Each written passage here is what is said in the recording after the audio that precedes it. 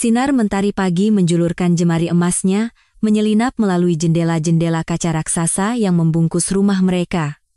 Anya Larasati menyebut rumah itu Istana Kaca.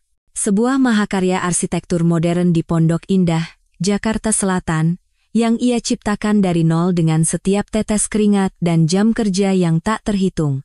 Pagi itu, seperti biasa, dimulai dengan keheningan yang damai. Aroma kopi biji Arabica segar menguar dari dapur, berpadu dengan wangi embun dari taman vertikal yang menghiasi dinding ruang keluarga. Anya baru saja menyelesaikan sesi yoga paginya di teras belakang yang menghadap ke kolam renang tanpa batas. Setiap gerakan adalah wujud syukur atas semua yang telah ia capai. Di usianya yang baru menginjak 32 tahun, ia sudah menjadi nama yang disegani di dunia startup fintech. Perusahaannya, Teknonusa Inovasi, adalah bukti nyata dari visi tajamnya. Selamat pagi, Ratuku, sebuah suara serak yang familiar memanggilnya. Bima Aditya, suaminya, muncul dengan senyum yang selalu berhasil meluluhkan stres pekerjaan Anya. Di tangannya ada segelas jus kale dan seledri, minuman wajib Anya setelah berolahraga. Pagi juga, sayang, jawab Anya, menerima gelas itu, dan mengecup ringan pipi Bima.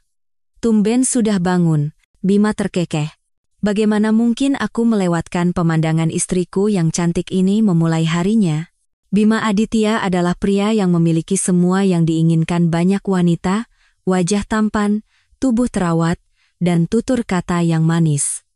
Mereka bertemu 5 tahun lalu, saat Anya masih merintis usahanya. Saat itu, Bima adalah seorang manajer pemasaran di perusahaan lain. Terpesona oleh karismanya, Anya jatuh cinta. Setelah menikah, ia mempercayakan Bima posisi direktur pengembangan bisnis di perusahaannya. Baginya, itu adalah perpaduan sempurna antara cinta dan pekerjaan. Setelah sarapan, mereka berjalan menuju garasi yang luas. Di sana, 3 mobil berjejer rapi, sebuah SUV keluarga yang praktis, sedan Bima untuk bekerja, dan yang paling mencolok, sebuah sedan sport Eropa berwarna merah menyala. Mobil itu bukan sekadar alat transportasi, ia adalah sebuah monumen. Hadiah Anya untuk dirinya sendiri saat valuasi perusahaannya menembus angka 10 triliun rupiah. Setiap lekuk bodinya adalah pengingat bahwa kerja kerasnya tidak sia-sia. Sayang, boleh aku pinjam si merah hari ini? Tanya Bima, matanya berbinar menatap mobil itu. Ada pertemuan dengan investor yang sangat penting. Aku ingin memberikan kesan terbaik. Anya sedikit mengerutkan kening. Biasanya Bima tidak pernah meminta, meskipun Anya selalu mengizinkannya. Mobil itu adalah kebanggaan Anya, sesuatu yang sangat personal. Tapi melihat sorot mata Bima yang penuh harap, ia tak tega menolak. Ini demi kesuksesan perusahaan kita juga, pikirnya. Tentu saja, Anya tersenyum, menyerahkan kunci pintar dari dalam tasnya. Hati-hati, ya. Jangan sampai tergores. Tenang saja, Ratuku. Aku akan menjaganya seperti aku menjagamu, kata Bima, mengecup kening Anya sebelum masuk ke mobil. Saat ia menyalakan mesin, suara deru yang garang namun elegan memenuhi garasi. Anya memandangi mobil merah itu perlahan keluar dari gerbang. Sebuah perasaan aneh yang tak bisa dijelaskan melintas di benaknya. Perasaan posesif yang jarang ia rasakan. Tapi ia segera menepisnya. Dia Bima, suaminya, separuh jiwanya. Untuk sesaat, dalam kemewahan Istana Kaca, Anya percaya hidupnya benar-benar sempurna. Ia tidak tahu bahwa retakan pertama pada kaca itu akan segera muncul. Hari itu berjalan seperti biasa. Rapat maraton, puluhan email yang harus dibalas, dan 2 wawancara dengan media bisnis. Anya menikmati kesibukannya. Baginya, pekerjaan adalah gairah. Menjelang malam, ia akhirnya bisa bersandar di sofa empuk di ruang kerja rumahnya, memeriksa beberapa laporan terakhir sebelum benar-benar beristirahat. Bima belum pulang. Ia bilang rapat makan malam dengan calon investor akan berlangsung hingga larut. Anya mengerti. Begitulah dunia bisnis. Ia mengirim pesan singkat. Jangan terlalu malam, sayang. Aku tunggu di rumah. Beberapa menit kemudian, balasan datang, siap, Ratuku. Sebentar lagi selesai. Love you. Baru lewat pukul 11 malam suara mobil merahnya akhirnya terdengar memasuki garasi. Anya menyambutnya di pintu depan dengan senyuman. Tapi begitu Bima melangkah masuk, senyumnya sedikit memudar. Bukan karena suaminya terlihat lelah. Ada sesuatu yang lain. Sesuatu yang mengusik indera penciumannya. Saat Bima memeluknya, aroma itu menjadi semakin jelas. Aroma parfum yang tajam, manis, dan terasa agak murahan. Sangat berbeda dengan parfum Bima yang biasanya beraroma woody dan musky yang maskulin, atau parfum Anya sendiri yang lebih menyukai aroma kayu dan rempah yang elegan. Aroma ini terlalu genit. Bagaimana pertemuannya? Tanya Anya, mencoba menjaga suaranya tetap normal saat melepaskan pelukan. Luar biasa. Mereka sangat tertarik. Sepertinya kita akan dapat investasi besar dalam waktu dekat, jawab Bima dengan semangat meluap-luap. Ia melepaskan jasnya dan menyampirkannya di sandaran kursi. Aroma parfum itu seolah menyebar ke udara. Anya tak tahan lagi. Parfummu beda sekali hari ini. Bima berhenti sejenak, tampak berpikir. Lalu ia tertawa kecil, seolah teringat sesuatu yang lucu. Oh, ini. Kliennya dari agensi iklan, timnya perempuan semua. Rapatnya di private room yang tidak terlalu besar. Mungkin aroma parfum salah satu dari mereka menempel di bajuku. Tahu sendiri kan, kalau perempuan berkumpul, kadang bau parfumnya bisa bikin pusing. Penjelasan itu terdengar masuk akal. Sangat masuk akal. Anya bahkan merasa sedikit konyol karena sempat berpikiran negatif. Tentu saja itu yang terjadi. Aku hanya terlalu lelah dan imajinasiku berlebihan. Oh, begitu. Syukurlah kalau berhasil. Aku ikut senang. Anya berusaha tersenyum tulus. Malam itu, berbaring di tempat tidur, Anya sulit memejamkan mata. Bima sudah tertidur lelap di sampingnya, napasnya teratur. Tapi aroma asing itu seolah masih tertinggal di udara kamar mereka, samar-samar mengganggu ketenangannya. Itu adalah bisikan pertama dari keraguan. Noda pertama pada simfoni kehidupannya yang sempurna. Untuk pertama kalinya dalam 5 tahun pernikahan mereka, Anya merasakan jarak yang tak terlihat di antara mereka. Jarak yang seluas aroma parfum yang bukan miliknya. 2 minggu berlalu sejak malam itu. Anya berusaha mengubur kecurigaannya, menganggapnya sebagai produk dari kelelahan. Bima kembali menjadi suami yang manis dan perhatian. Proyek dengan investor baru yang ia sebutkan tampaknya berjalan lancar, membuatnya sering pulang malam atau melakukan perjalanan dinas keluar kota. Anya, yang juga sibuk dengan pekerjaannya, berusaha memberikan dukungan penuh. Hingga pada suatu Jumat sore, saat Anya sedang memimpin rapat evaluasi kinerja kuartalan, ponselnya di atas meja bergetar beberapa kali, notifikasi email. Ia melirik sekilas. Melihat logo bank tempat kartu kredit tambahannya terdaftar, ia mengabaikannya, fokus pada presentasi di hadapannya. Rapat baru selesai menjelang pukul 8 malam. Sambil meregangkan tubuh, Anya mengambil ponselnya dan membuka email yang tadi masuk. Itu adalah laporan transaksi bulanan untuk kartu kredit yang ia berikan pada Bima untuk keperluan operasional dan representasi perusahaan. Biasanya, ia akan langsung meneruskannya ke tim keuangan tanpa memeriksa detailnya. Tapi entah kenapa, sisa-sisa perasaan janggal 2 minggu lalu membuatnya tergerak. Jemarinya membuka lampiran PDF tersebut. Matanya menelusuri deretan angka dan nama-nama merchant. Sebagian besar adalah transaksi yang wajar, makan siang bisnis, bensin, biaya tol. Tapi saat matanya sampai pada transaksi tanggal 15 tepat 2 hari sebelumnya, hari Rabu jantung Anya serasa berhenti berdetak. Hari itu, Bima memberitahunya harus ke Surabaya untuk survei lokasi baru dan akan menginap semalam. Transaksi pertama dilakukan di sebuah hotel di Surabaya. Wajar. Tapi setelah itu, butik di Pacific Place, Jakarta, Rp50.000. Restoran La Ciel Senopati, Jakarta, Rp6.000. Alis Anya bertaut. Pacific Place, Senopati, keduanya di Jakarta.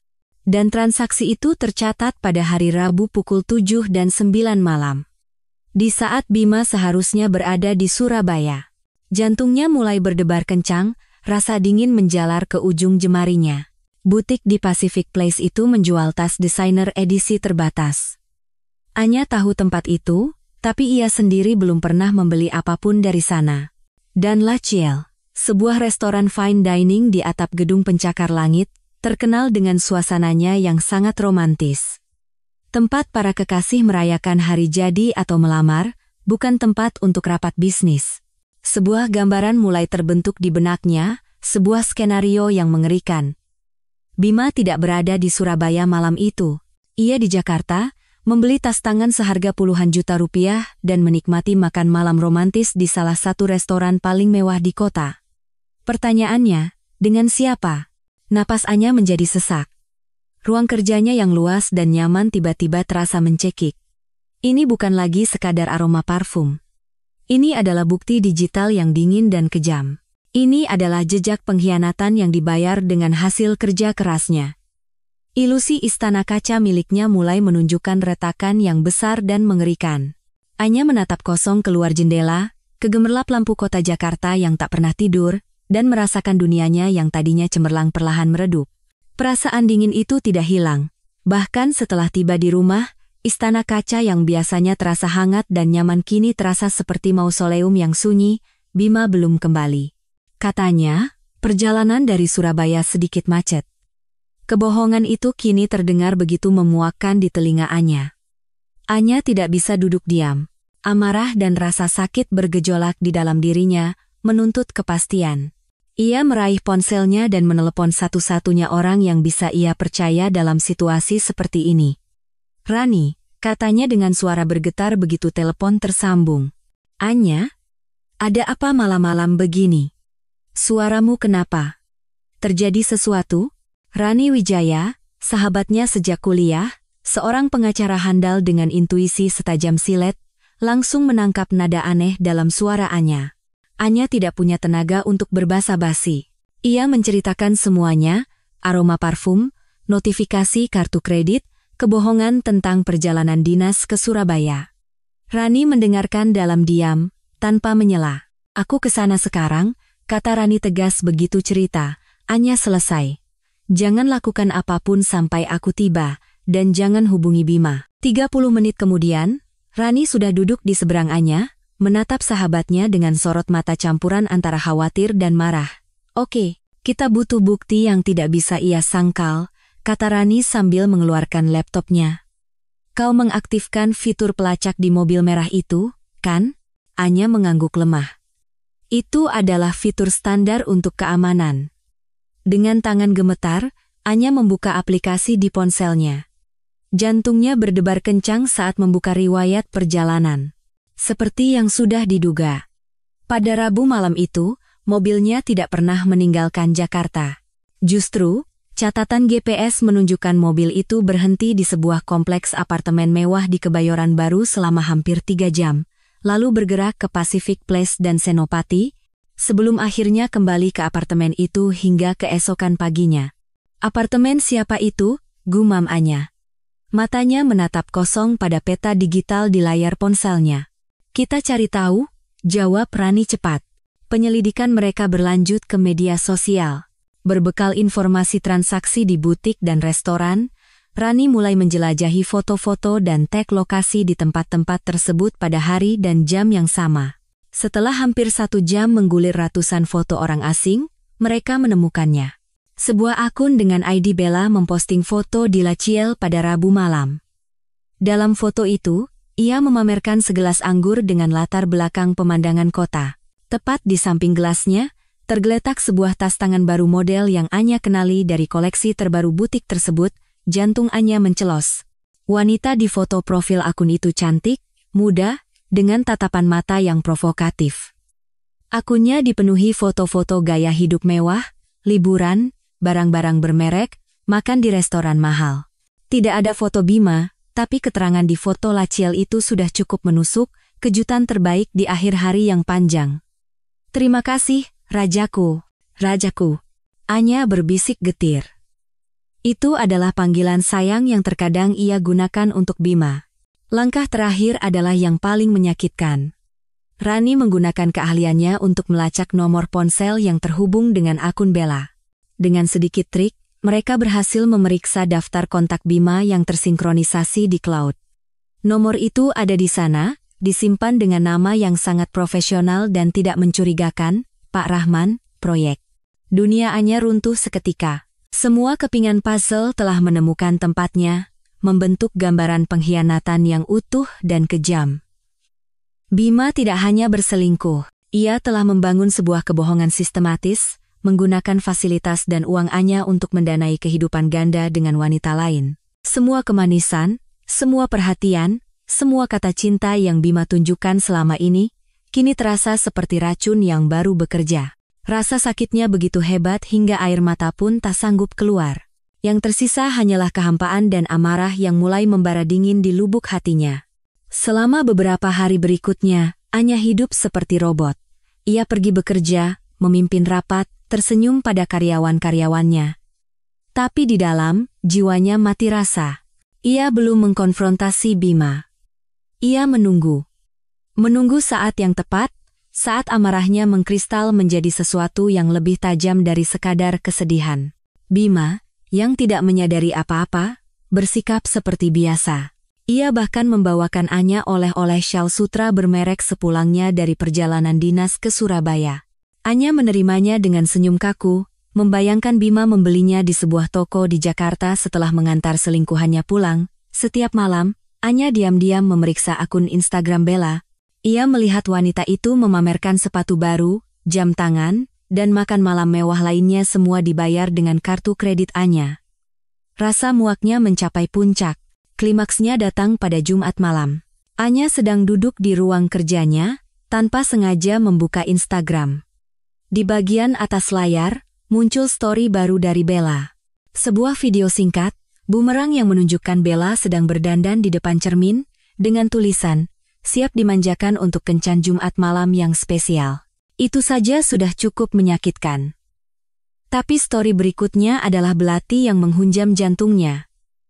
Sebuah foto kaki jenjang Bella yang memakai sepatu hak tinggi baru. Di latar belakang, terlihat pintu mobil yang terbuka. Anya mengenali pintu itu.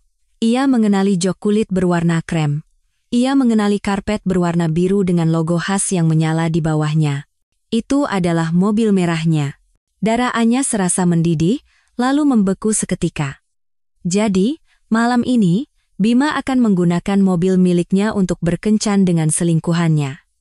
Mobil yang menjadi simbol kerja keras dan kemandiriannya. Mobil yang seharusnya menjadi ruang pribadinya. Bima tidak hanya mengkhianatinya, ia telah menodai dan menghina semua yang telah Anya perjuangkan. Cukup sudah. Kesedihan telah menguap, berubah menjadi baja dingin yang menyelimuti hatinya. Ia tidak akan menangis di kamarnya. Ia tidak akan menunggu Bima pulang untuk bertengkar. Ia akan merebut kembali miliknya dengan cara yang paling memalukan bagi mereka berdua. Anya meraih ponselnya. Bukan untuk menelepon Rani sambil menangis. Ini untuk meminta bantuan. "Rani, kau di mana?" Tanya Anya dengan suara yang tenang dan berbahaya. "Di rumah." "Kenapanya?" "Kamu baik-baik saya." "Aku baik-baik saja." "Sangat baik," jawab Anya. "Aku butuh mobilmu malam ini. Dan aku ingin kau ikut sebagai saksi." Hening sejenak di seberang telepon. Rani bisa merasakan perubahan drastis pada sahabatnya. "Saksi? Saksi untuk apa, Anya?" Anya berjalan ke jendela, menatap lampu-lampu kota yang berkelip seperti jutaan mata yang akan menyaksikan pertunjukannya. "Saksi saat aku mengambil alih mobilku secara paksa dan membiarkan dua parasit itu berkencan di atas aspal jalanan," kata Anya, nadanya dingin dan penuh tekad. Malam di Jakarta adalah hutan beton yang diterangi lampu neon. Bagi sebagian orang, itu adalah panggung untuk merayakan cinta atau kesuksesan. Malam ini, bagi Anya, itu adalah area perburuan. Ia duduk di kursi penumpang sebuah SUV kompak berwarna abu-abu mobil Rani, yang sengaja dipilih agar tidak mencolok. Tangannya di pangkuan terasa dingin, terkepal erat. Jantungnya berdebar dengan ritme liar, campuran antara adrenalin dan sakit hati yang merobek. Rani, yang memegang kemudi, sesekali melirik sahabatnya dengan cemas. Ia belum pernah melihat Anya seperti ini. Wajahnya pucat, tapi matanya menyala dengan api yang gelap. Tidak ada air mata, tidak ada isak tangis. Hanya ketenangan yang menakutkan, seperti danau beku yang menyembunyikan arus deras mematikan di bawahnya. Kita tidak harus melakukan ini, Nya, kata Rani pelan, suaranya memecah keheningan di dalam mobil, kita pulang saja. Besok aku siapkan gugatan cerai terbaik, kita hancurkan dia di pengadilan. Anya menggeleng perlahan, pandangannya terpaku pada jalan di depan.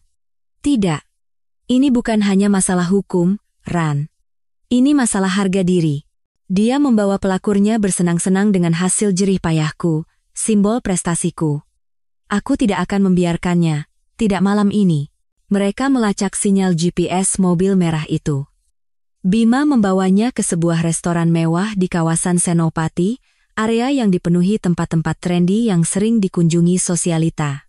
Rani memarkir mobilnya di seberang jalan, di tempat yang agak gelap namun memiliki pandangan jelas ke pintu masuk restoran. Dari kejauhan, mobil merah itu tampak gagah, berkilauan di bawah lampu di area parkir valet. Setiap kali melihatnya, dada Anya terasa sesak. Ia teringat hari pertama mobil itu tiba di rumahnya, dihiasi pita merah besar. Ia ingat Bima memeluknya dan berkata, "Kau pantas mendapatkan semua ini, ratuku. Kau wanita terhebat yang pernah kukenal." Kata-kata itu kini terdengar seperti hinaan. Setiap kenangan manis yang terukir di dalam mobil itu kini terasa seperti kebohongan. Mereka menunggu selama hampir 2 jam. 2 jam yang terasa seperti selamanya. Anya menghabiskan waktu itu membayangkan apa yang terjadi di dalam. Bima tertawa, Bella bermanja-manja, keduanya menikmati makanan mahal yang akan ditagihkan ke kartu kreditnya. Api di matanya semakin berkobar. Mereka keluar, bisik Rani, membuyarkan lamunan Anya. Benar saja. Sosok Bima, yang tampak necis dengan kemeja mahal, dan Bella, yang glamor dengan gaun ketat, muncul dari lobi restoran. Mereka tertawa, tampak sangat mesra. Bima merangkul pinggang Bella saat petugas valet membawa mobil merah itu ke hadapan mereka. Pemandangan itu Bima membukakan pintu mobilnya untuk wanita lain adalah pemandangan yang menyakitkan bagi Anya. Mobil Rani menyala tanpa suara. Kau yakin, Nya? Ini kesempatan terakhir untuk mundur. Anya menoleh pada sahabatnya.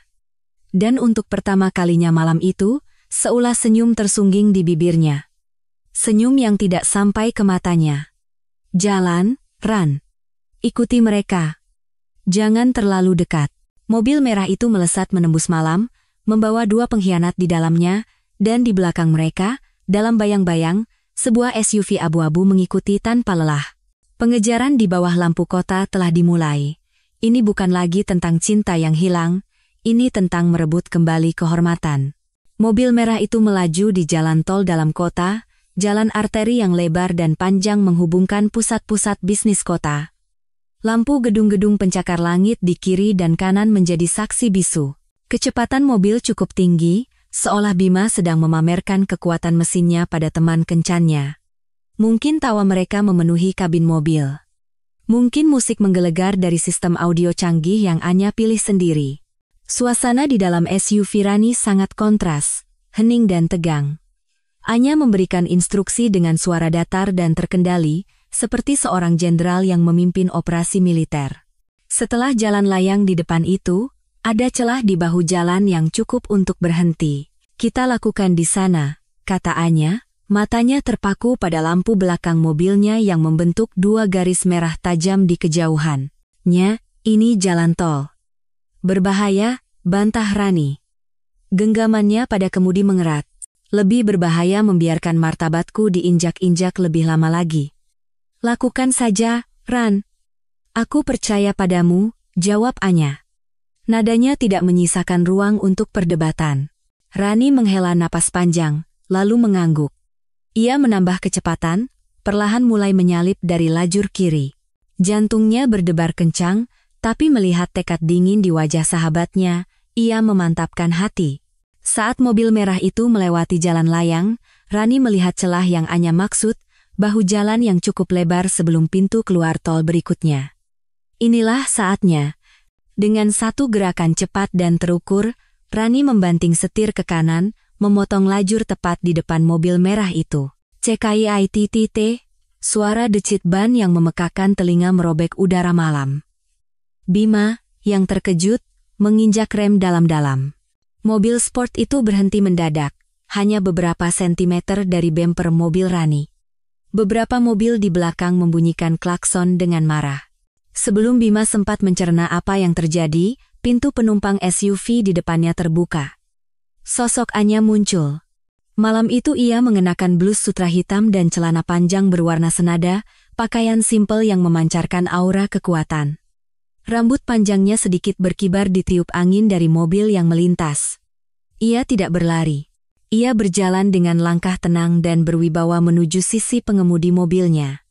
Lampu depan mobilnya yang masih menyala menyorotnya, menciptakan siluet yang dramatis. Wajahnya, yang biasanya hangat dan penuh senyum, kini sedingin es. Setiap langkah kakinya di aspal yang keras terdengar seperti jenderang perang di telinga Bima. Di dalam mobil, mata Bima membelalak. Wajahnya berubah dari bingung menjadi ngeri. Ini tidak mungkin. Bagaimana Anya bisa ada di sini? Di sampingnya, Bella menatap dengan ekspresi campuran antara bingung dan kesal. Siapa sih perempuan gila itu? Bima tidak menjawab. Mulutnya terasa kering. Ia melihat istrinya semakin dekat, dan ia tahu malamnya yang sempurna kini telah berubah menjadi neraka terburuk. Pertunjukan akan segera dimulai, dan mereka adalah aktor utama yang terperangkap di bawah sorotan lampu di panggung bernama Jalan Tol. Tok, tok, tok. Anya tidak berteriak, ia hanya mengetuk jendela sisi pengemudi dengan buku-buku jarinya. 3 ketukan tajam dan berwibawa. Suaranya cukup keras untuk terdengar di atas deru kendaraan yang lalu lalang. Itu adalah suara seorang pemilik yang menuntut masuk ke propertinya. Di dalam, Bima membeku. Otaknya berputar cepat, mencari kebohongan, alibi. Tapi di hadapan tatapan Anya yang seolah menembus kaca, semuanya terasa sia-sia. Bella, yang mulai menyadari siapa wanita di luar, mendecakkan lidah kesal. Oh, jadi ini istrimu? Kampungan sekali, main hadang di jalan. Ia mencoba menyindir, menunjukkan bahwa ia tidak terintimidasi. Bima menatap Bella sekilas dengan panik, lalu kembali menatap Anya. Dengan tangan gemetar, ia menekan tombol untuk menurunkan jendela. Anya, sayang, kamu ngapain di sini? Ini nggak seperti yang kamu. Diam, potong Anya. Satu kata itu diucapkan dengan nada rendah yang begitu dingin hingga membungkam Bima. Aku tidak bertanya. Aku memerintahkan. Keluar dari mobilku, sekarang. Bima menelan ludah. Sayang, kita bicara di rumah, ya? Jangan buat keributan di sini. Aku bilang, keluar. Kali ini, suara Anya sedikit meninggi, cukup untuk membuat Bima tersentak. Bella, yang merasa harga dirinya terusik, ikut campur. Ia mencondongkan tubuhnya ke arah Bima. Mas Bima, bilang sama dia. Siapa kamu seenaknya ngusir kita? Kamu pikir kamu siapa? Pandangan Anya beralih dari Bima ke Bella. Tatapan menghina, seolah melihat serangga yang menjijikan. Kau tanya siapa aku? Anya tertawa kecil. Tawa tanpa kehangatan. Aku adalah wanita yang membelikan gaun yang kau pakai sekarang. Aku wanita yang membayar makan malam mahal yang baru saja masuk ke perutmu.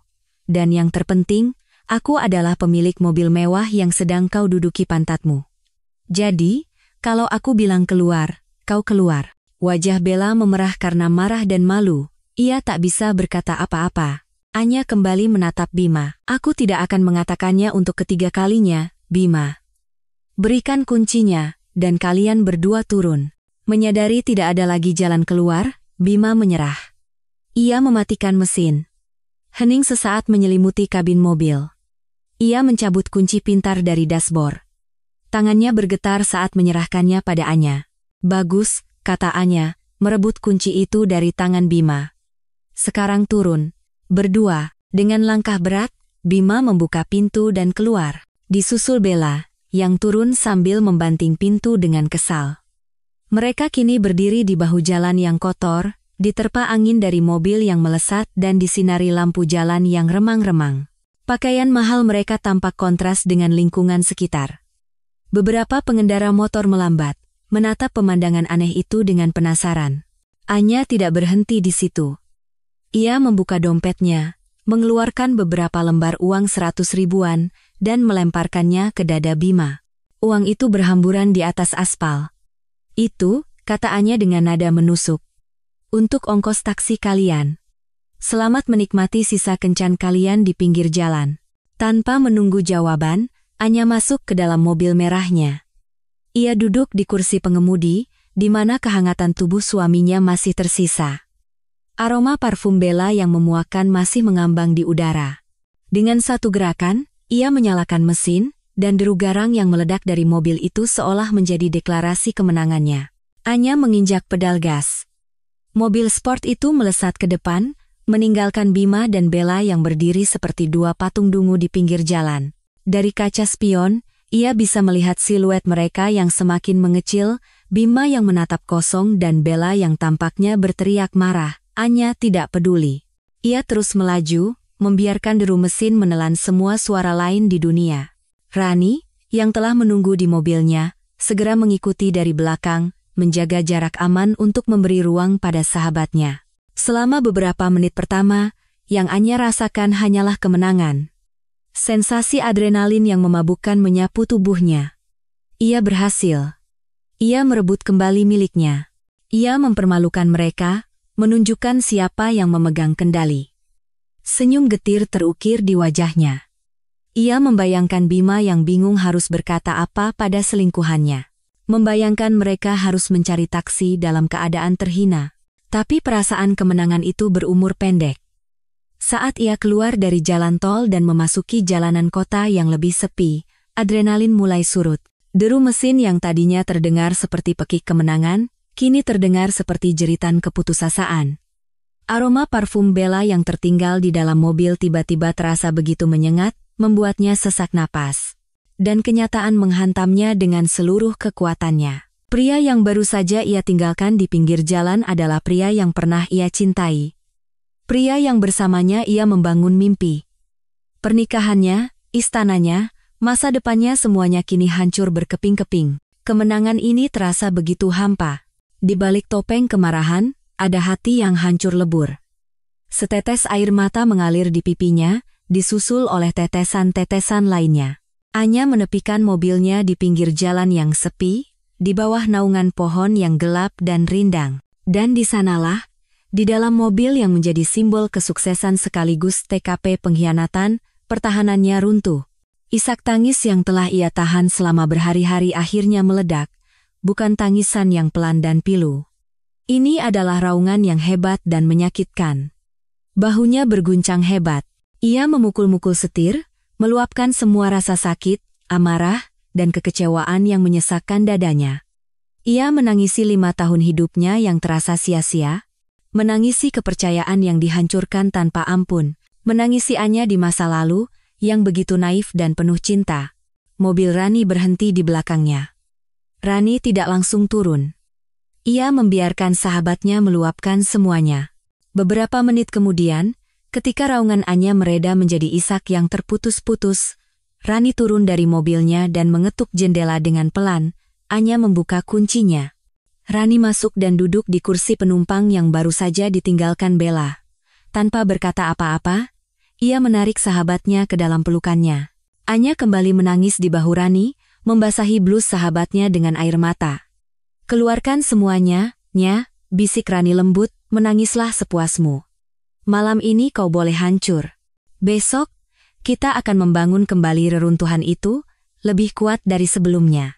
Di tengah malam Jakarta yang sunyi, di dalam sebuah mobil sport mewah, seorang ratu yang baru saja memenangkan pertempuran sedang meratapi kerajaannya yang telah runtuh. Perjalanan kembali ke Istana Kaca terasa panjang dan berat. Anya mengemudi sendiri, sementara Rani terus mengikuti di belakang untuk memastikan ia baik-baik saja.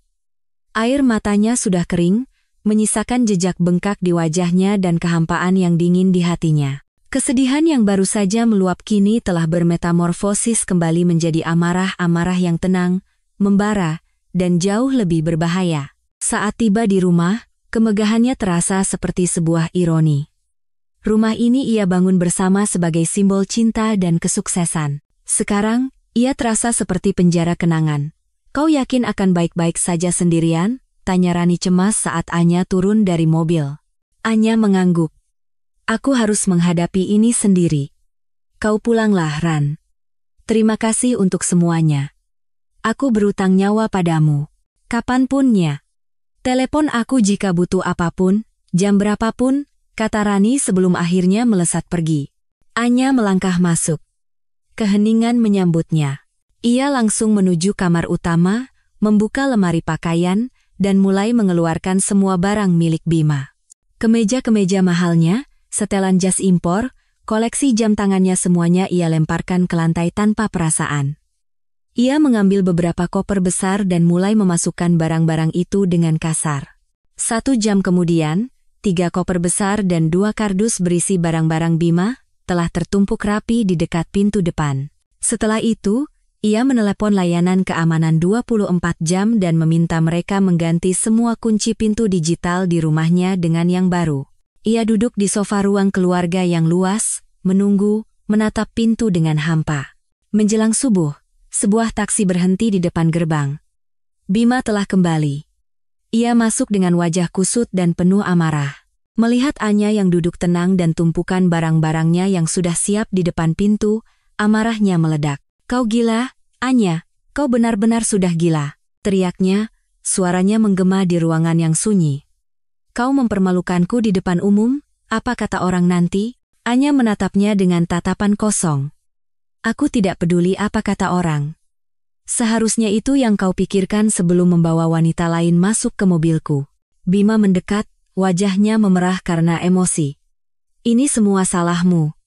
Kalau saja kau tidak gila kerja, kalau saja kau punya sedikit lebih banyak waktu untukku, aku tidak akan seperti ini. Itu adalah tuduhan klasik seorang manipulator. Gaslighting, upaya membalikkan kesalahan. Tapi Anya yang sekarang bukan lagi Anya yang naif. Ia tidak akan termakan permainan itu. Ia berdiri, menatap lurus ke mata Bima. Jangan berani-berani menyalahkanku atas pengkhianatanmu, Bima Aditya, kau yang memilih untuk berbohong. Kau yang memilih untuk berselingkuh, dan kau yang memilih untuk menghinaku. Kesibukanku membangun perusahaan inilah yang membuatmu bisa menikmati hidup mewah dan membiayai selingkuhanmu. Jadi jangan pernah jadikan itu sebagai alasan. Bima terdiam, kehabisan kata-kata. Barang-barangmu sudah kukemasi, lanjut Anya, suaranya sedingin es. Ambil, dan keluar dari rumah ini. Kau mengusirku? Ini rumah kita juga. Protes Bima.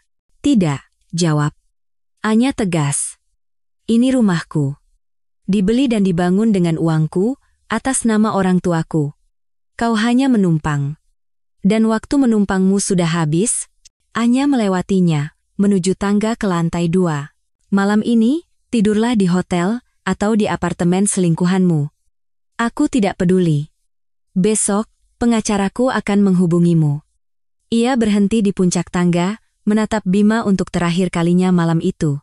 Pria yang pernah menjadi dunianya itu kini tampak begitu kecil dan menyedihkan di tengah kemewahan yang bukan miliknya. Dan satu hal lagi, tambah Anya. Jangan pernah panggil aku sayang atau ratuku lagi. Kau sudah kehilangan hak itu. Dengan itu, ia berbalik dan masuk ke kamarnya. Ia menutup dan mengunci pintu. Suara klik kunci terdengar begitu final. Di luar, ia bisa mendengar Bima berteriak marah dan menendang salah satu kopernya. Tapi Anya tidak bergeming. Pertempuran di jalanan mungkin telah berakhir, tapi perang yang sesungguhnya baru saja dimulai, dan ia siap menghadapinya. Pagi datang tanpa diundang. Sinar matahari yang biasanya terasa hangat kini menyorot tajam kekacauan di dekat pintu depan.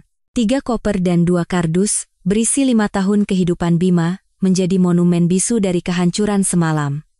Anya terbangun bukan karena alarm, tapi karena keheningan yang memekakkan telinga. Tak ada lagi suara Bima di kamar mandi, tak ada lagi aroma kopi yang biasa ia siapkan. Hanya ada dirinya dan gema dari keputusannya. Ia tidak lagi bersedih. Air mata telah habis terkuras di dalam mobil semalam. Hari ini adalah hari membangun pertahanan, hari mendirikan benteng baru. Langkah pertama adalah menelepon Rani. Bukan lagi sebagai sahabat, tapi sebagai kuasa hukumnya. Suaranya serak, tapi tegas. Ran, Aku mau prosesnya dimulai hari ini. Siapkan semua yang dibutuhkan untuk gugatan cerai. Tuntut semua yang bisa kita tuntut. Sudah kusiapkan sejak kemarin, Nya, jawab Rani, suaranya penuh dukungan. Aku ke kantormu siang ini kita bahas detailnya. Langkah kedua, Anya menghubungi manajer aset pribadinya, Pak Hidayat, seorang pria parubaya yang telah mengelola keuangannya sejak Teknonusa masih berupa mimpi di atas kertas. Selamat pagi, Pak Hidayat. Ini Anya Larasati, sapanya dengan nada formal. Saya minta semua rekening bersama atas nama saya dan Bima Aditya dibekukan efektif per jam ini. Begitu juga dengan akses kartu kredit tambahan dan semua fasilitas keuangan lain yang terhubung dengan rekening saya. Hening Sainak. Baik, Bu Anya. Boleh saya tahu alasannya untuk catatan internal? Alasan pribadi yang mendesak, jawab Anya singkat. Surat resmi dari pengacara saya akan menyusul siang ini. Pastikan tidak ada Rp1 pun yang bisa keluar dari rekening-rekening itu tanpa persetujuan langsung dari saya. Permintaan itu segera dieksekusi. Salah satu pilar penopang finansial Bima runtuh hanya dengan satu panggilan telepon darinya. Ia melanjutkan dengan mengirim email ke seluruh jajaran direksi dan kepala departemen di perusahaannya. Email itu menginformasikan bahwa Bima Aditya dinonaktifkan dari jabatannya sebagai Direktur Pengembangan Bisnis dengan segera, dengan alasan evaluasi kinerja dan restrukturisasi internal. Bahasa korporat yang dingin untuk sebuah pemecatan yang kejam. Langkah terakhir adalah yang paling simbolis. Tim keamanan yang ia panggil semalam tiba di pagi hari. Mereka bekerja efisien, mengganti panel kunci digital di setiap pintu, memprogram ulang sistem alarm, dan memberinya kartu akses serta kode sandi yang baru. Selesai bekerja, petugas itu menyerahkan kartu akses baru padanya. Semua sudah diamankan, Bu Anya. Sekarang hanya kartu ini dan kode dari ibu yang bisa mengakses rumah ini. Anya menggenggam kartu itu erat-erat, terasa dingin dan kokoh di tangannya. Ini bukan sekadar plastik, ini adalah simbol kedaulatannya. Saat ia menutup pintu di belakang para petugas, terdengar bunyi klik yang mantap. Dinding istana kacanya kini telah berubah menjadi benteng baja. Di dalamnya, ia mungkin masih rapuh, tapi dari luar, ia tak tertembus. Medan perang telah disiapkan, ia hanya perlu menunggu musuh datang. Musuh tidak datang sendirian. Ia membawa pasukan. Siang itu, saat Anya sedang menandatangani dokumen awal perceraian bersama Rani di kantornya, ponselnya berdering. Nama yang tertera di layar membuatnya menghela napas panjang. Ibu mertua. Anya memberi isyarat pada Rani untuk diam dan mengangkat telepon. Halo, Ma. Anya. Suara di seberang terdengar tajam, campuran antara amarah dan isak tangis yang dibuat-buat.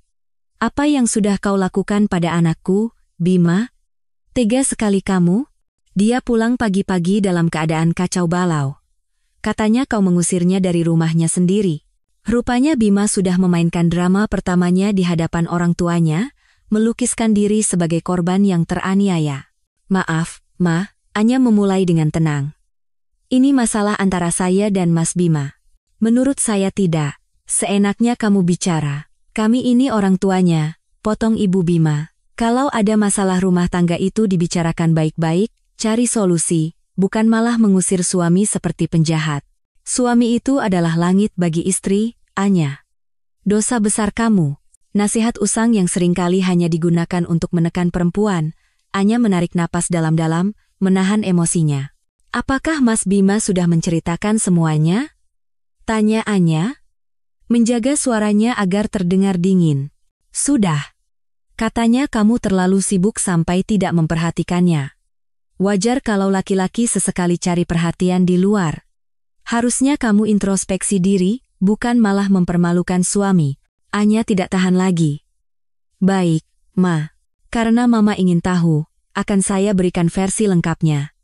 Anak Mama bukan sekadar melakukan kesalahan, tapi berselingkuh secara sistematis. Dia membiayai hidup selingkuhannya dengan uang saya, membelikan tas puluhan juta, mengajaknya makan malam romantis dengan kartu kredit saya. Puncaknya, dia membawa perempuan itu jalan-jalan dengan mobil yang saya beli dengan darah dan keringat saya. Saya punya semua buktinya, Ma. laporan transaksi, foto, catatan GPS. Jadi, mohon maaf, ini bukan lagi masalah introspeksi saya, tapi masalah pengkhianatan anak mama. Hening panjang di seberang telepon. Ibu Bima terdengar kaget. Tapi kamu tidak seharusnya begitu. Saya berhak menjaga harga diri saya, potong Anya tegas. Saya tutup teleponnya, Ma. Selamat siang. Ia memutuskan panggilan tanpa menunggu jawaban. Tangannya sedikit gemetar, bukan karena takut, tapi karena amarah. Setelah itu, ia menelepon ibunya sendiri dan menceritakan seluruh kejadian dengan jujur, termasuk percakapannya dengan ibu mertuanya. Reaksi ibunya 180 derajat berbeda. Suara lembut namun tegas di seberang telepon bagaikan salep bagi lukanya. Kamu melakukan hal yang benar, Nak. Jangan biarkan pria manapun, bahkan suamimu, menginjak-injak kehormatanmu. Ayah dan ibu mendukungmu 100%. Kalau kamu butuh apa-apa, atau hanya ingin menenangkan diri, pintu rumah kami selalu terbuka untukmu. Dukungan itu terasa luar biasa. Anya sadar, ia tidak sendirian dalam perang ini.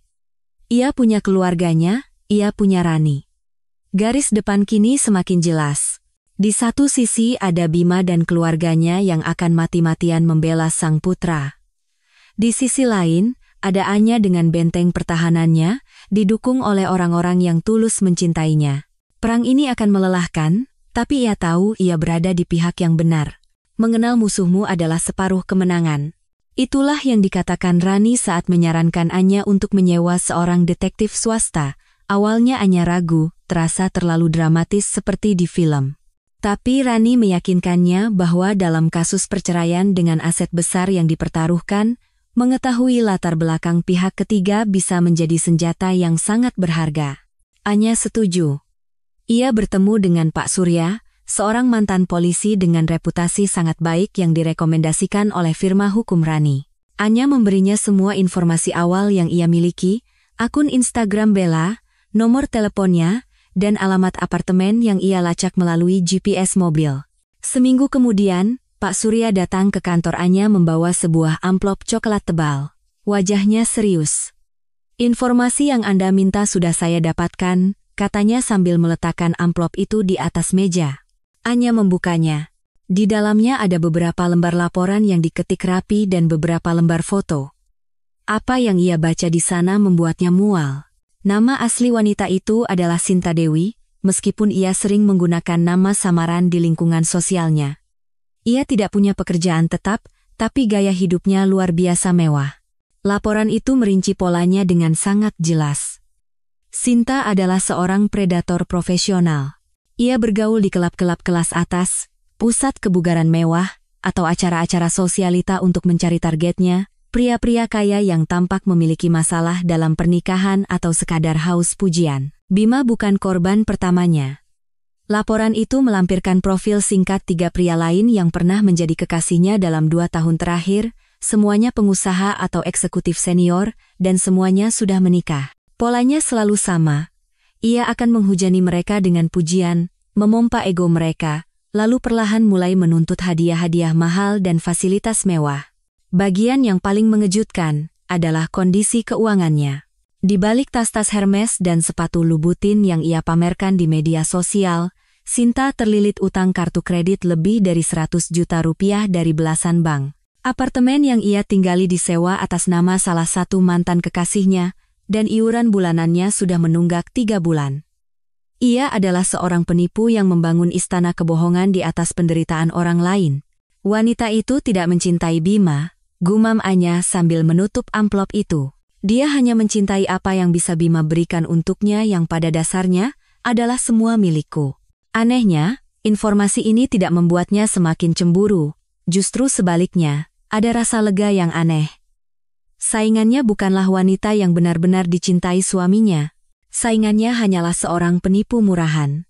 Ini membuktikan bahwa Bima bukanlah korban dari cinta terlarang yang romantis, melainkan korban dari kebodohan dan egonya sendiri, yang begitu rapuh hingga mudah dimanipulasi oleh pujian palsu. Penemuan ini menggeser fokus Anya. Amarahnya pada Sinta mereda, berganti menjadi rasa jijik. Sebaliknya, Amarahnya pada Bima justru semakin dalam, bukan hanya karena ia pengkhianat, tapi karena ia begitu bodoh dan ceroboh hingga mempertaruhkan semua pilar kehidupan yang telah Anya bangun dengan susah payah hanya demi sanjungan seorang parasit.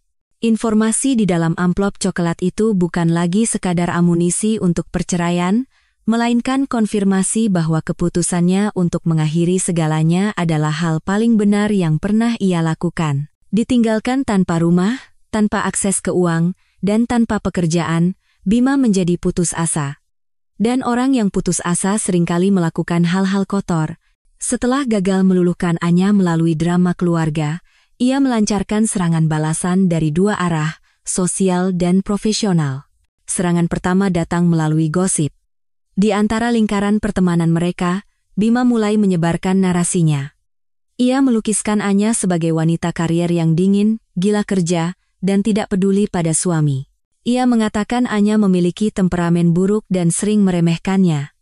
Puncaknya, ia bahkan mengisyaratkan bahwa Anyalah yang tidak setia, sering melakukan perjalanan dinas keluar kota untuk urusan yang tidak jelas.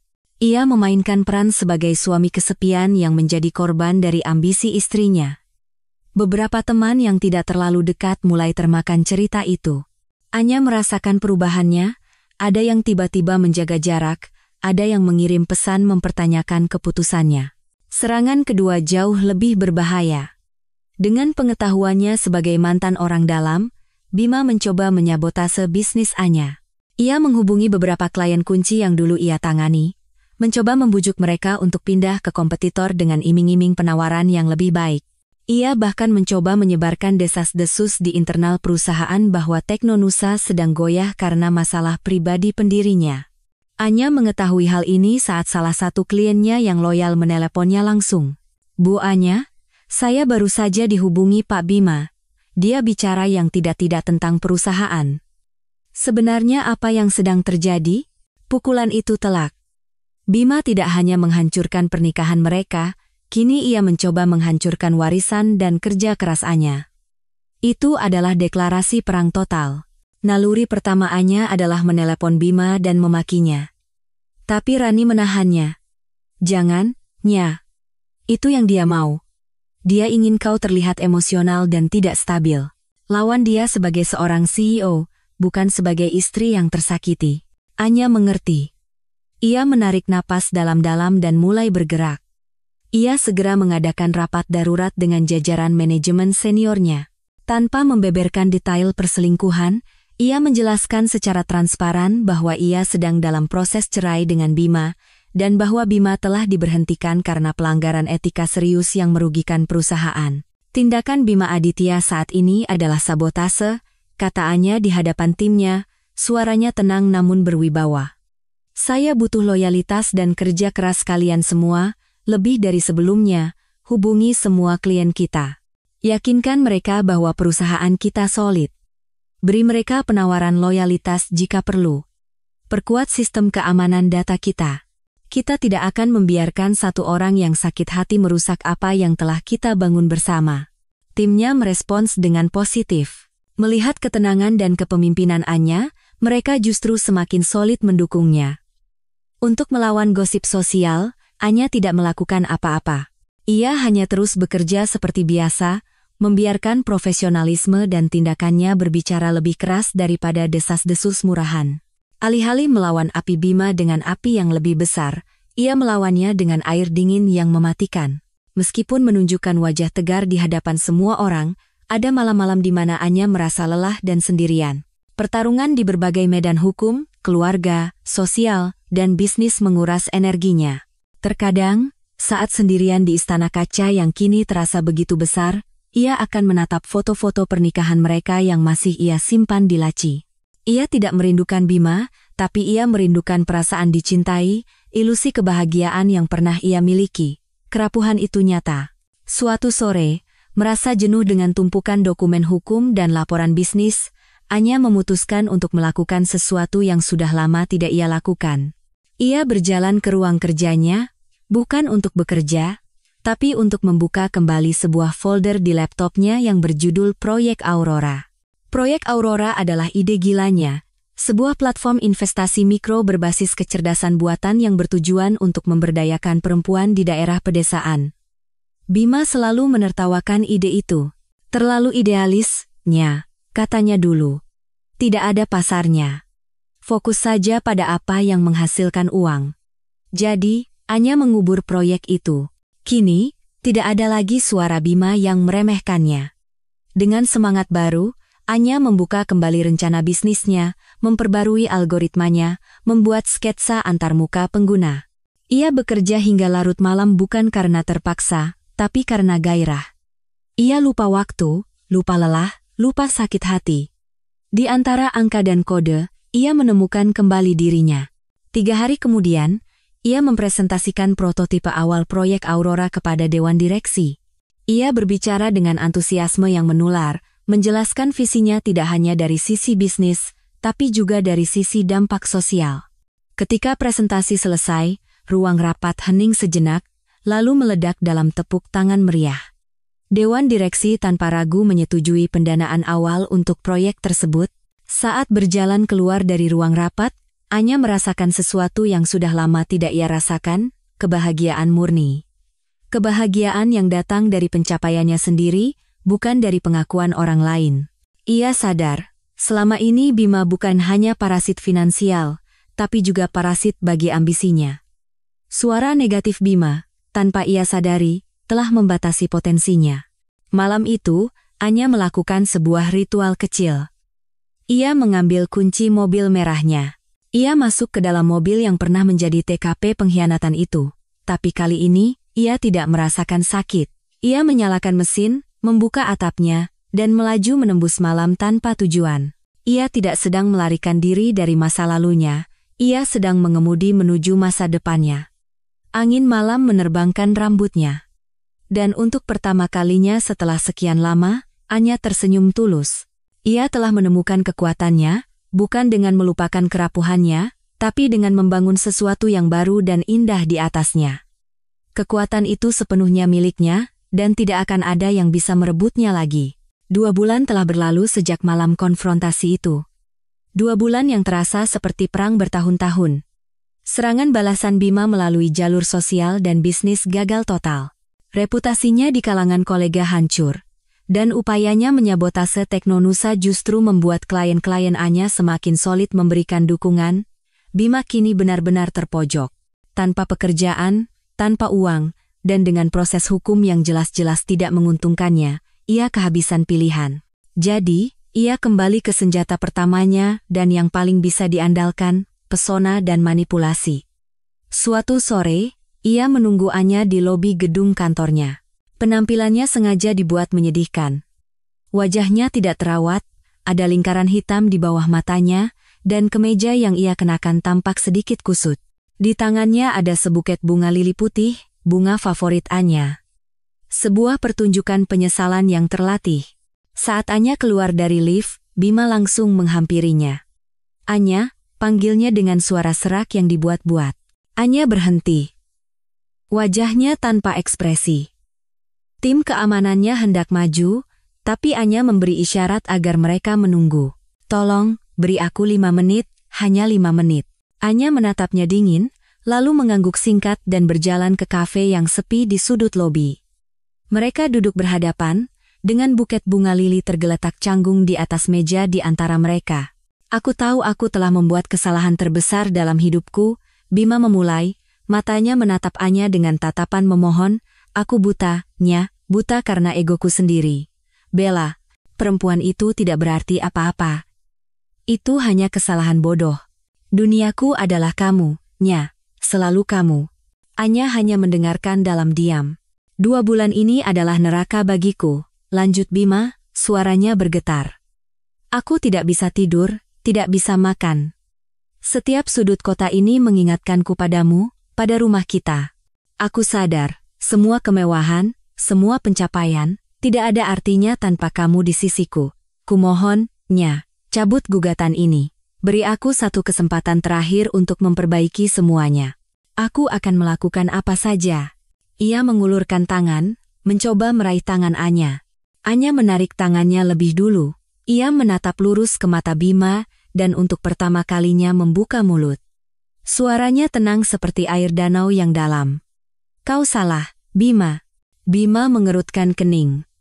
Salah apanya? Kau tidak merindukanku, kata Anya. Kau merindukan akses tanpa batas ke rekeningku. Kau tidak merindukan rumah kita, kau merindukan kemewahan yang bisa kusediakan. Kau tidak menyesali perbuatanmu, kau menyesal karena ketahuan dan hidupmu sekarang menjadi sulit. Setiap kata Anya adalah pisau bedah yang mengupas lapis demi lapis kebohongan Bima. Bella bukan kesalahan bodoh, lanjut Anya. Dia adalah pilihan sadar yang kau buat berulang kali. Kau memilih untuk membohongiku setiap hari. Kau memilih untuk menghabiskan uangku untuknya. Kau memilih untuk menodai mobilku, rumahku, dan pernikahan kita. Itu bukan kesalahan, Bima. Itu karaktermu. Wajah Bima memucat. Topeng penyesalannya retak. Tawaran rekonsiliasimu palsu, simpul Anya. Sama palsunya seperti semua kata aku cinta kamu yang pernah kau ucapkan selama beberapa tahun terakhir. Sandiwaraku sudah selesai. Jangan pernah temui aku seperti ini lagi. Anya berdiri, meninggalkan Bima yang duduk termangu. Ia bahkan tidak melirik bunga lili putih di atas meja. Saat berjalan keluar dari kafe, ia merasa beban berat terakhir terangkat dari pundaknya. Ia tidak lagi marah, tidak lagi sakit hati. Yang ia rasakan hanyalah kelegaan karena telah melihat dengan jelas wujud asli pria yang pernah ia cintai, dan rasa syukur karena telah berhasil melepaskan diri darinya. Seperti yang diduga, keran uang yang tiba-tiba tertutup rapat membuat hidup Bella alias Sinta Dewi berantakan. Tanpa Bima untuk diandalkan, gaya hidupnya yang tinggi tidak bisa lagi dipertahankan. Tagihan kartu kredit menumpuk, dan pengelola apartemen sudah mengirimkan surat peringatan pengosongan terakhir. Dalam keadaan panik, Sinta memainkan langkah paling bodoh. Ia pikir, ia masih punya satu kartu terakhir yang bisa ia mainkan. Ia berhasil mendapatkan nomor kantor Anya, dan terhubung dengan sekretarisnya dengan dalih urusan pribadi yang mendesak. Anya, yang sedang meninjau kemajuan proyek Aurora, menerima panggilan itu dengan sedikit rasa ingin tahu, dengan Anya Larasati. Akhirnya bisa bicara juga dengan sang ratu, suara sinis Sinta terdengar di seberang telepon. Anya menghela napas. Ada apa, Sinta Dewi? Kita perlu bertemu. Ada yang harus kita bicarakan. Sebut saja soal kompensasi, kata Sinta, mencoba terdengar mengancam. Aku punya banyak kenangan dengan Mas Bima. Video, misalnya. Kau tidak mau kan citra CEO teladan sepertimu rusak karena hal-hal seperti itu tersebar di internet? Ini adalah upaya pemerasan yang kikuk dan menyedihkan. Anya nyaris tertawa. Apa yang Anda inginkan? 2 miliar, jawab Sinta cepat. Transfer ke rekeningku, dan aku akan lenyap dari kehidupan kalian selamanya.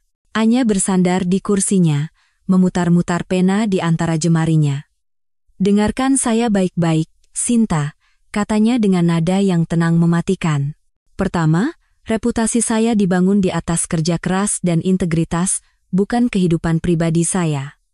Ancaman Anda tidak ada artinya. Kedua, dan ini yang paling penting, saat saya tahu tentang perselingkuhan kalian, saya menyewa seorang profesional untuk mencari tahu segalanya tentang Anda. Hening di seberang telepon. Saya punya laporan lengkap setebal 20 halaman di tangan saya, lanjut, Anya. Nama-nama asli Anda, utang-utang Anda, modus operandi Anda dalam menipu pria-pria kaya. Bahkan beberapa laporan penipuan kecil yang belum sempat diproses polisi. Saya tahu semuanya. Napas Sinta terdengar kasar. Bohong. Coba saja, tantang Anya. Satu saja kenangan yang Anda punya muncul di internet, atau jika Anda mencoba menghubungi saya atau siapapun yang saya kenal lagi, maka pada saat itu juga, amplop berisi semua catatan kriminal Anda itu akan mendarat dengan manis di meja Direktur Reserse Kriminal Polda Metro Jaya. Pengacara saya, Rani Wijaya, akan dengan senang hati mengantarkannya sendiri.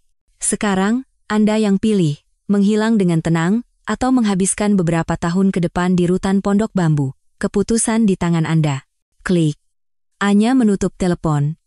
Ia tidak pernah mendengar kabar tentang Sinta lagi. Beberapa minggu kemudian, detektif swastanya, Pak Surya, mengirimkan laporan singkat. Sinta Dewi telah meninggalkan Jakarta dengan tergesa-gesa setelah menjual beberapa barang mewah yang tersisa.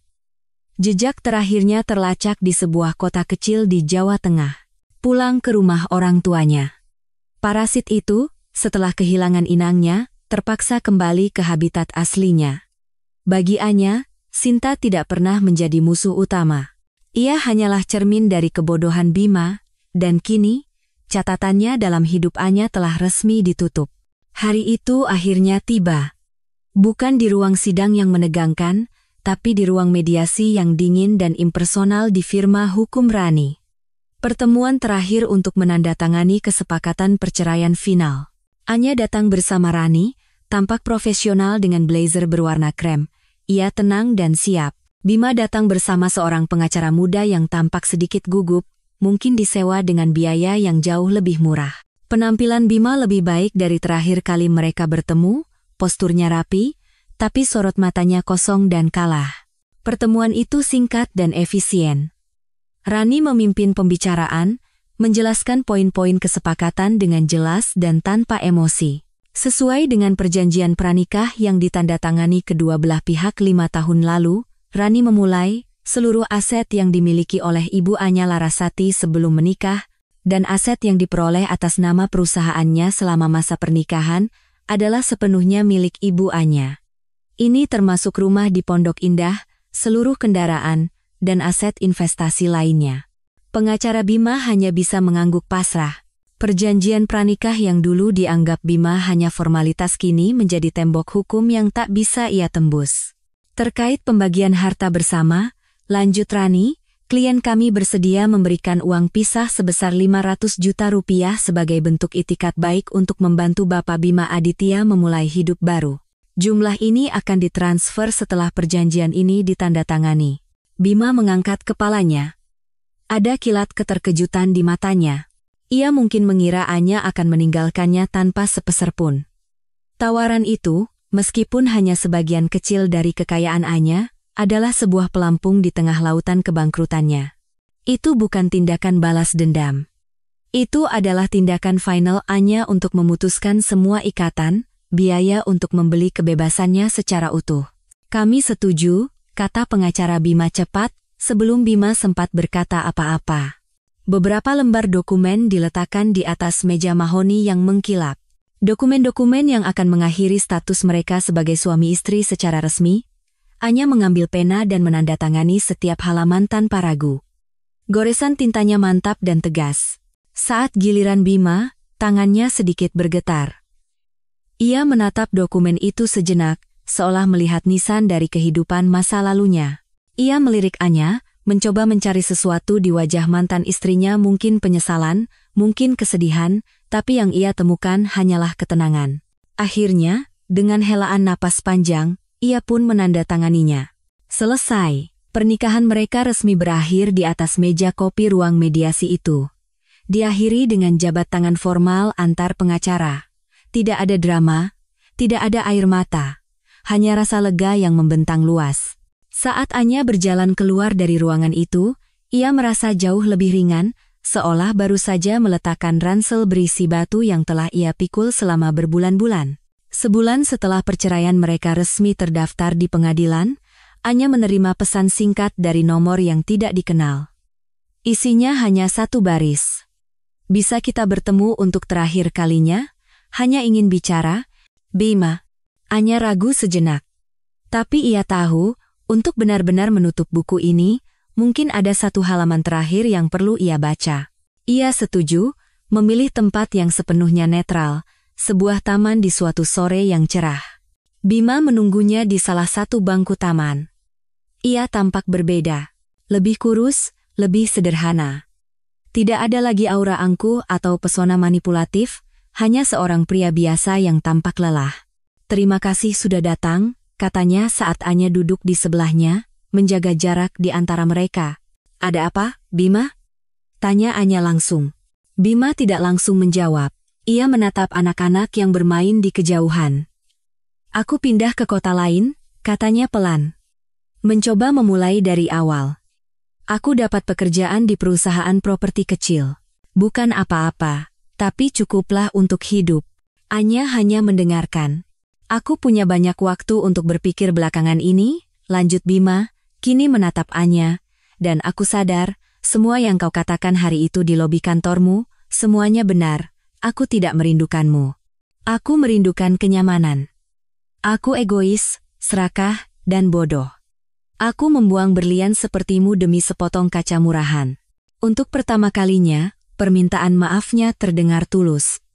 Tidak ada air mata buaya, tidak ada drama. Hanya pengakuan yang pahit. Aku tidak memintamu kembali. Aku tahu itu tidak mungkin, katanya. Aku hanya ingin bilang, aku minta maaf atas semua luka yang kuberikan, sungguh-sungguh minta maaf.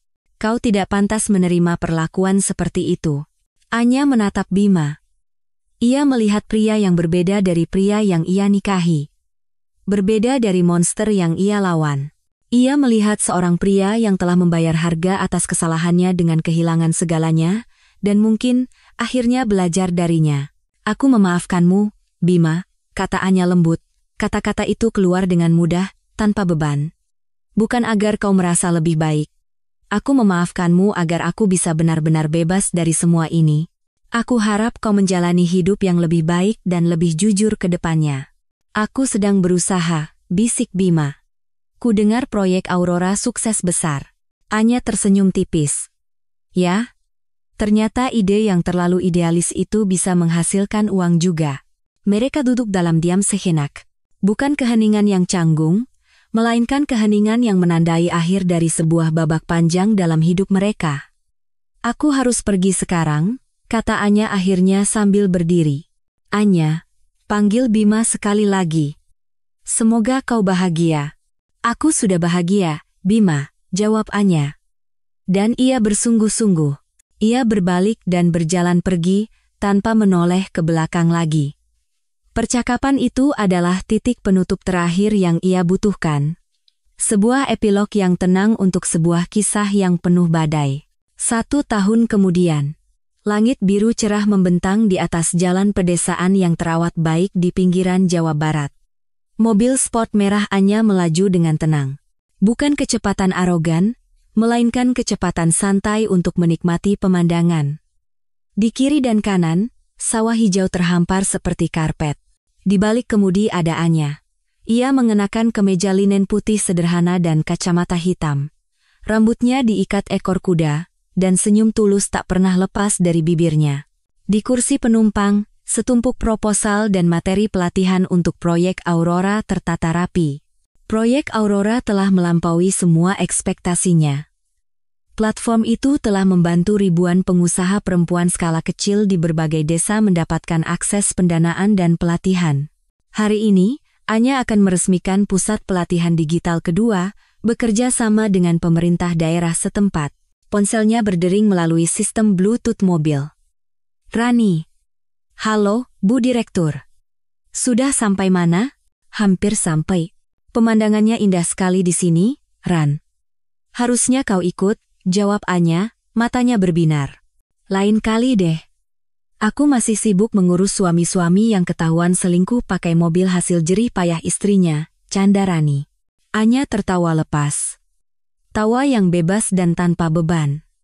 Suruh mereka ke aku saja. Bisa ku beri konsultasi. Setelah menutup telepon, Anya melambatkan laju mobilnya saat memasuki gerbang desa. Puluhan ibu-ibu dan perempuan muda menyambutnya dengan antusias, melambaikan tangan dengan wajah penuh harap. Mereka tidak melihatnya sebagai wanita kaya yang tersakiti. Mereka melihatnya sebagai sumber inspirasi, sebagai pembawa perubahan. Ia memarkir mobilnya di bawah naungan pohon yang rindang. Sebelum turun, ia berhenti sejenak, menatap bayangan dirinya di kaca spion. Wanita yang balas menatapnya bukan lagi wanita naif yang tinggal di istana kaca, bukan pula Dewi Kemarahan yang bertempur di jalanan. Wanita itu adalah perpaduan dari semua pengalamannya, kuat, bijaksana, dan penuh tujuan. Mobil merah ini telah menjadi saksi bisu dari titik terendah hingga titik tertinggi dalam hidupnya. Dulu, ia adalah simbol status yang ia bagi dengan suaminya. Kemudian, ia menjadi medan perang untuk harga dirinya.